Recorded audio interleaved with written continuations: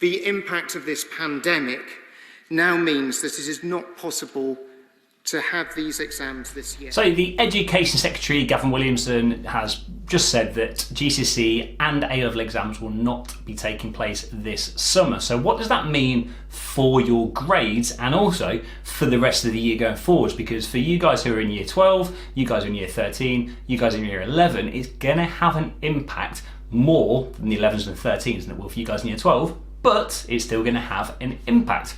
So going forward in the year, you are going to receive a teacher assessed grade. Well, what does that mean? I can confirm that GCSEs, A-levels and AS level exams will not go ahead this summer. This year we're going to put our trust in teachers rather than algorithms. So you heard him there say it. So what is that going to mean for you guys? Well, essentially, for the rest of the year, you've still got to go and attend your lessons. You've still got to go and do that online learning and do as well as you possibly can. Because really, all the exams are an opportunity for you to show how great you are.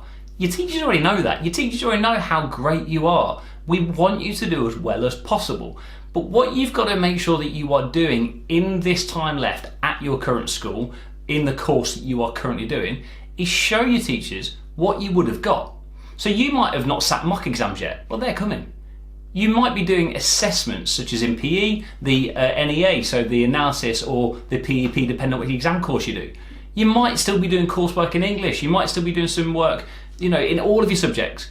It all is going to matter. So your teachers are going to be setting assessments. Your teachers are still going to be delivering quality lessons, whether it's online or when you're eventually back in school. But what's important for you guys is still to do the work, because some of you might have had a bit of exam pressure, you might have had some anxiety around those exams. You haven't got that anymore, so you've got the support that you would have in school. So when there's homework set, do it as well as you can. When you've got class work that you're not sure about, ask your teachers. Because what we are going to be doing with our teacher assessed grades is, yes, having a look at what you were like in those test conditions that we have used.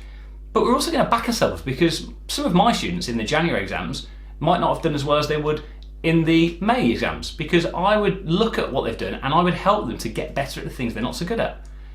But if you aren't going to be engaging because you're like, oh, so there's no exams anyway, what's likely to happen is that your exam grade that is given by your teacher, your teacher assessed grade or your centre assessed grade, will reflect that. So it's on you guys. It's on you. It's on us to work together to try and get the best grade that you can possibly get. But you've got to show your teachers that you're putting the work in.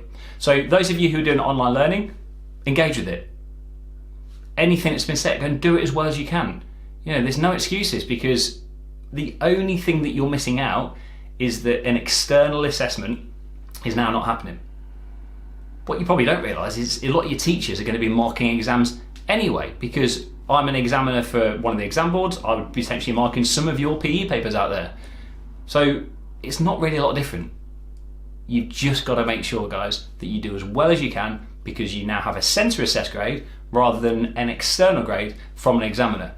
The only thing as well that you've got to realise is actually the grade boundaries now aren't going to be determined by how well everyone else has done, because as the Education Secretary said, it is now teacher assessed grades, not these algorithms, because previously there would have been a calculation to how your school had done in the past, and that would have been a factor. But now it's just about you and how great you can be. So show your teachers how good you are at your subject, whether it's English, math, science, PE, or whatever. There's loads and loads of resources out there. There's loads on YouTube. There's going to be loads and loads of help by your teachers. But the thing you've got to do is, if you're not sure, ask. Show your teachers that you're willing to get better. Show your teachers that, by the end of the course, whether it's in June or May or whenever, that you are working on the right path to get the grade that you think you deserve.